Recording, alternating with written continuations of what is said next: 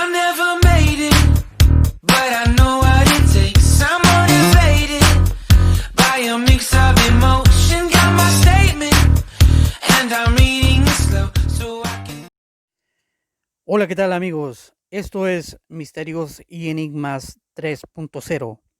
Hoy hablaremos de algo que muy poco se sabe. Hablaremos sobre la Septuaginta griega o la Biblia de los 70. Así que bienvenidos.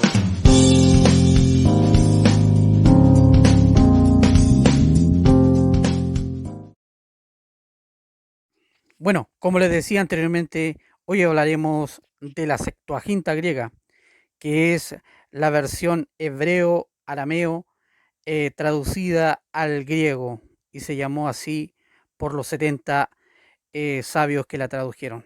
Bueno, en primer lugar, vamos a empezar por las enseñanzas de Pablo, cuando él enseñaba, cuando hacía estas citas. eh, Pablo por lo general la hacía desde la Septuaginta griega. Además, Pablo, por lo general, eh, él debió haber hablado latín, arameo, eh, y también griego y también hebreo, unos 4 idiomas por lo menos. Eh, Algo muy importante de esto es que Pablo siempre habló Targum, que es la Biblia prácticamente hebrea o el Antiguo Testamento que es para nosotros. Algo también muy importante es que los escritores del Antiguo Testamento, en lengua hebrea o en arameo o un targún, de las 350 citas que hace el Nuevo Testamento, solamente tomaron ellos 300 citas que son de la versión griega o la Septuaginta, más o menos. Eso es un total del 90% más o menos. Y solamente tomaron 50 citas que son del arameo o un targún, que es traducción del hebreo al arameo del texto hebreo. O sea, si explicamos mejor, el 90% de las citas son hechas del Antiguo Testamento en versión griega, que es la traducción del hebreo aramaizado al griego. Es importante es cómo se formó la Septuaginta griega, ya que hay una gran influencia teológica de la Septuaginta en la teología del Nuevo Testamento. Hay un documento que por muchos años ha sido considerado fidedigno, digamos, donde justifica esta traducción. Este documento se llama la Carta de Filócrates a Aristeas, o no, perdón, la carta de Aristeas a Filócrates, todo lo contrario. Esta carta nos cuenta en forma de leyenda de cómo se tradujo esta traducción. La carta de Aristeas a Filócrates, el autor no sabemos quién fue, porque el nombre de Aristeas tal vez era un seudónimo. Posiblemente Filócrates, a quien es escrita esta carta, podría haber sido el hermano de esta persona misteriosa.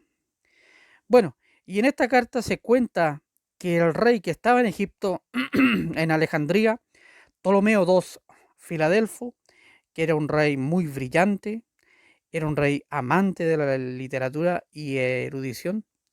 Él fue uno de los que contribuyó a tener una de las bibliotecas más grandes del mundo en ese tiempo en Alejandría.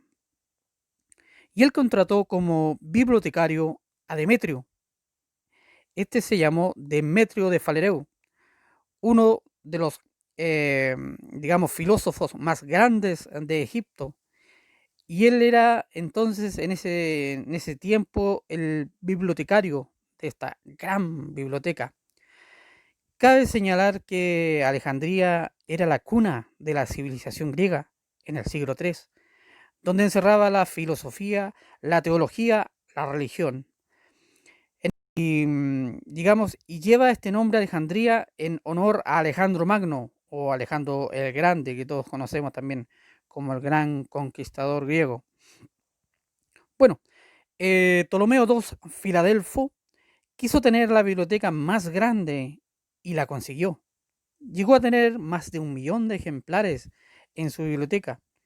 Y resulta que Él quería tener todos los libros del mundo en esa época, como literaturas, religiones, filosofía, y todas las quería traducir al griego.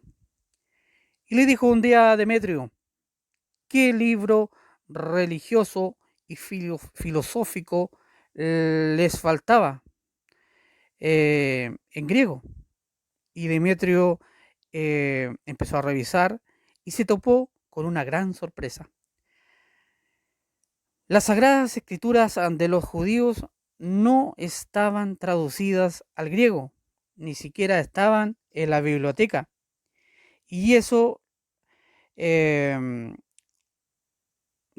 pues le dijo Demetrio a Ptolomeo, digamos, y este envió una carta al sumo sacerdote de Jerusalén diciéndole que por favor mande un ejemplar de las escrituras sagradas en hebreo y también que mande traductores para traducir del hebreo al griego. Y el sumo sacerdote mandó un ejemplar en hebreo y mandó 72 traductores, o sea, 6 traductores por cada tribu de Israel. Y como son 12 tribus, multiplicamos 6 por 12, nos darían un total de 72 traductores. Pero redondeando, se redondaría a 70. Y por eso se le llamó la Septuaginta, o la traducción de los 70. Porque se redondea prácticamente a 70, los traductores. Y Septuaginta significa 70, para que sea bien explicado este método. Y van los 72 traductores con el ejemplar en hebreo y se presentan ante el rey griego que estaba en Egipto, en Alejandría, Ptolomeo II Filadelfo, y le dicen, mire, aquí está la copia en hebreo, o sea, el Tanakh hebreo, así se le llama a la copia que eran los 5 libros, digamos, primeros que están en el, digamos, la Torá, para lo que es la ley para los judíos, que son prácticamente del Génesis al Deuteronomio. Y le dijeron ellos, estamos listos para traducirla. Bueno, primero, aquí donde le voy a dar una aclaración, porque para que ustedes logren entender que las escrituras que se iban a traducir en ese momento era solamente el Tanakh, era solamente la Torá, como lo decía, o el Pentateuco, también se le llamó los primeros 5 libros, del Génesis al Deuteronomio, para dejarlo claro. Eso era por el momento. Ya vendría la traducción del Tanaj completo, o sea, del Antiguo Testamento que es para nosotros. El problema que tenemos es que la gran mayoría de las personas consideran que la carta que leíamos anteriormente de Aristeas a Filócrates es una leyenda. Cuando llegan los 72 sabios a Alejandría, el rey los recibe con un banquete que duró 7 días. Después que terminan el banquete, el rey les mandó a una isla, que esa isla es llamada la isla de Faros, que está enfrente justo de Alejandría. Y les preparó 72 celdas. Y cuenta la leyenda, porque se basa en esta leyenda, que los 72 traductores en forma individual fue cada uno a su celda y durante 72 días traducen las escrituras del hebreo al griego.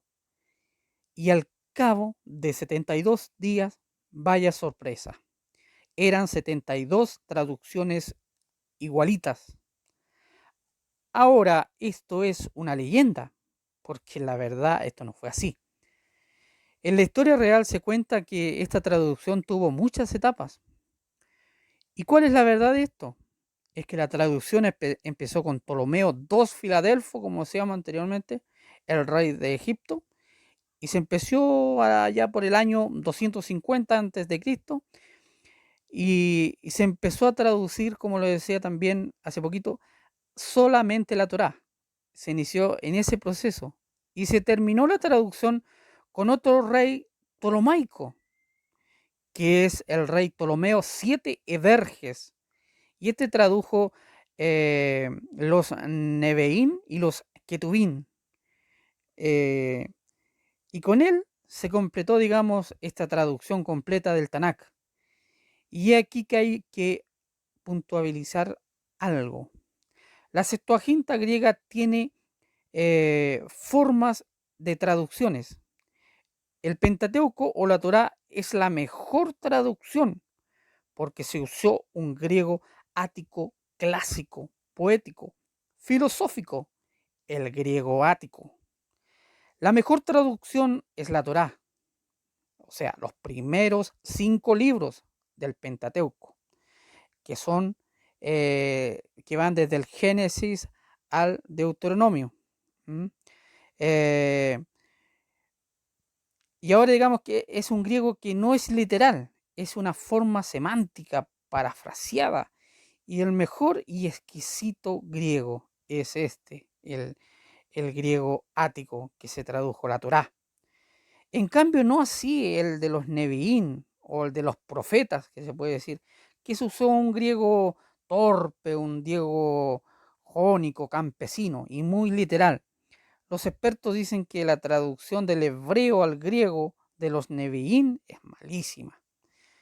En cambio, la de los Neviín, la de los Ketuvim, de estos libros poéticos sapienzanos como Salmos y Proverbios, eh, es un poquito más mejor, pero es superior a los Neviín. Es un griego parafraseado, entonces esa es la realidad de esta traducción del hebreo al griego. Bueno, este va a ser el primer capítulo para que no se alargue y se pueda extender mucho el video. Va a ser uno de los primeros capítulos donde vamos a poder explicar las diferentes traducciones de la Biblia y sus escrituras. ¿M? Hasta dónde llegaron hasta el día de hoy a la Reina Valera que todo el mundo usa hoy día en las iglesias evangélicas